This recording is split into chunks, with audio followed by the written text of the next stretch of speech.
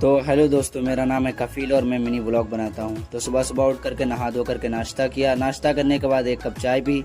चाय पीने के बाद तैयार होकर निकल गया कॉलेज के लिए।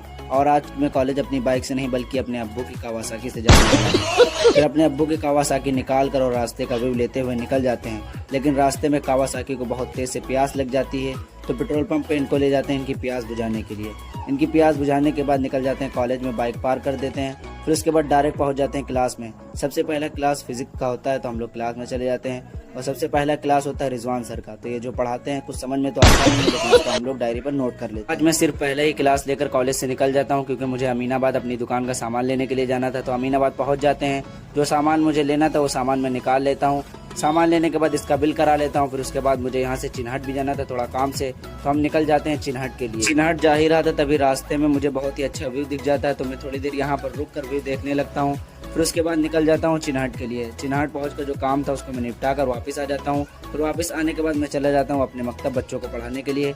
यहाँ पर आने के बाद बच्चों को पढ़ाता हूँ। फिर उसके बाद रात के वक्त मुझे आ जाना रहता है अपनी दुकान पर, तो मैं आ जाता हूँ अपनी दुकान पर। यहाँ पर आने के बाद दुकान पर रुकता हूँ। तो आज के लिए इतना ही, मिलते हैं किसी नेक्स्ट व्लॉग में। अस्सलामु अलैकुम।